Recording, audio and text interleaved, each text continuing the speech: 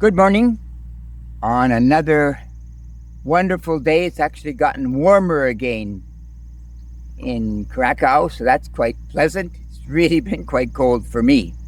So, the question that I posed myself the other day is why do we like to walk? Or rather, why do we like to walk a long distance? Well, I recently watched a movie called The North. It's about two men, friends, I guess, at college at one point. Now they're in their mid-30s, and they've joined again to walk from a part of Scotland in the south to Cape Wrath, I think it's called, about 600 kilometers.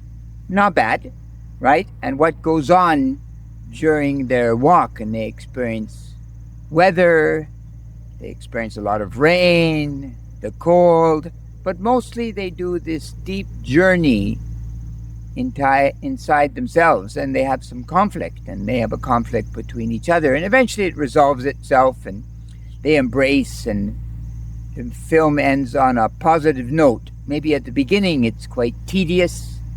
They're just walking for a period of time without any principal question being posed, but eventually the question of the movie is, will a walk unfold certain parts of my being? The darker self, the shadow, according to Dr. Jung, Carl Jung. So, why ultimately should we walk? Well, I think the very first reason, perhaps, a long walk, not a short walk. You have to spend some time. You really do, right?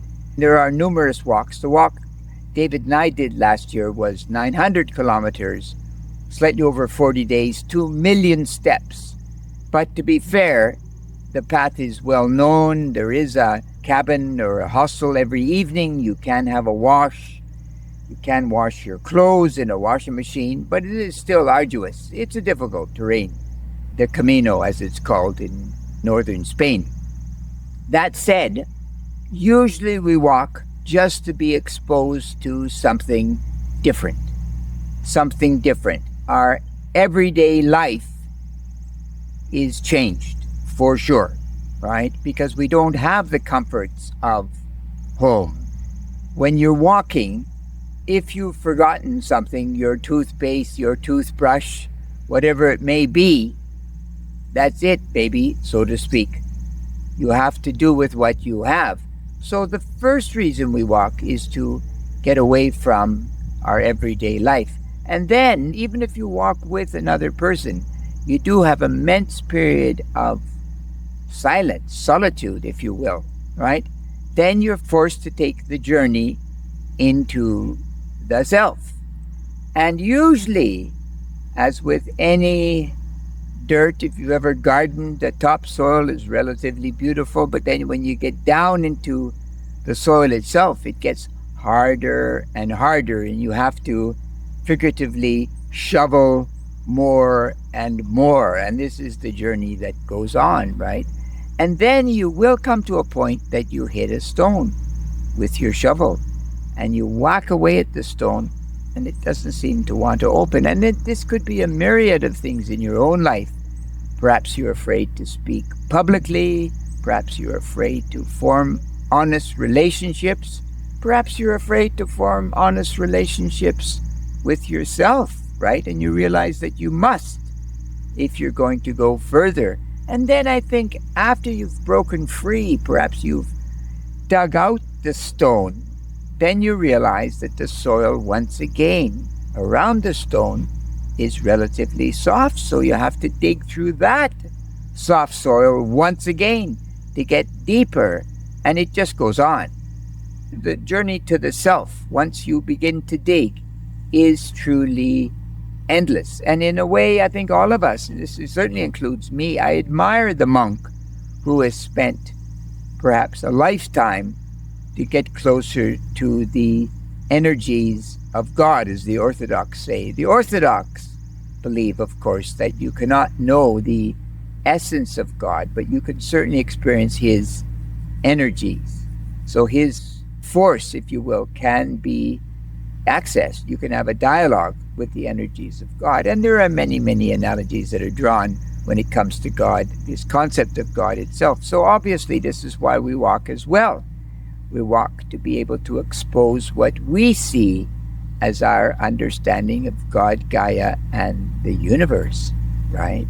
This gives us a certain bit of energy. Now, you'll probably notice people who have walked a very long distance and people that have not walked at such a distance are slightly different. And I think the major way they are different, at least I can speak with some personal experience, the reason that the walk made me different, in a sense, was that the things that used to truly bother me, perhaps the behavior of other people, the way my children act at times, the way people hold their cutlery, the way they eat, dress, it just goes on, in my case at least, seem to be not as important. And the old adage, the only person who you can really change is yourself, that comes certainly to the fold, doesn't it? You learn that there is no one like me, but that said, you must learn to develop you, right? So how does one prepare for a walk? Well, I don't know if I would take on the Camino as my first walk, because that's a little bit overwhelming. But there are walks in every country that require 2 or 3 days in the mountains.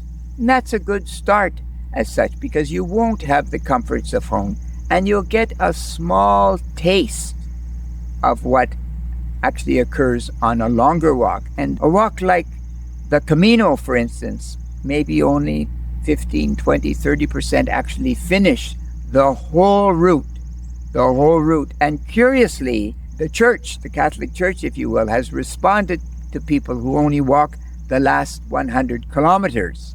You can also get a certificate. And now I'm told they're changing, because my certificate also claimed the mileage that I actually walked. And then David and I, after Santiago, we walked on to Finisterre, to the absolute end of the walk. Muxia, the absolute end of the walk, another over 100 and something kilometers, right?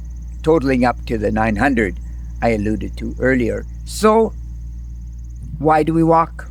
We walk to uncover the self, and we ultimately walk to dig out those stones and have some access to the universe, right? God, Gaia, or the universe. Now, curiously, I think because we are all independent beings, none of this has to be true. I don't have to do this. I can live out a superficial life. I don't have to do these things.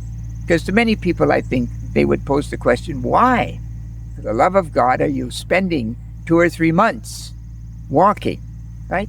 Why? Why are you doing this? It's not like running. It's a different activity totally. And I think ultimately the only answer that can be given is it is a desire within me. I think there's something more than my day-to-day life. Meister Eckhart called it the ground. God is the ground. So if we can get into that ground by one step at a time, then we will slowly penetrate into the soil. So obviously we start out small walks, and then as the walks get longer, we have to be careful of our feet, because you will get blisters, you will get cramps in your legs usually, and that stops many people.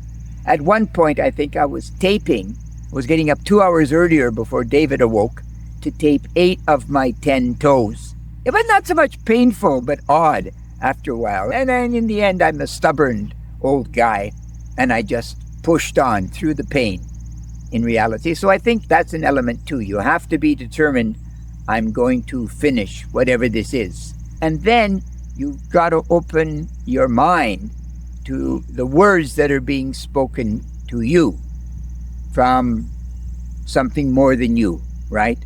And then ultimately, you will find that reason why you walk. And unfortunately, something I will share with you, it does get a bit addictive. So after the Camino, David and I also walked the Matsu in Taiwan. That was only 300 kilometers. And now next year, I'm going to walk on the Francagina, and hopefully David will join me. This is not quite the correct pronunciation, I'm sure, but it's the walk from Canterbury to Rome. So from England across the Channel, through France, through Switzerland, over the mountains, into Italy to Rome. Supposedly 2,000 kilometers. Takes about 80 days with steady walking. So that's the next challenge. We see if we can pull it off. And you know what you say. You know what they say. Critical thinking is great, especially if you're going to do some fabulous walking, long distance walking, and critical thinking is fabulous as well. You take care. God bless. Bye-bye.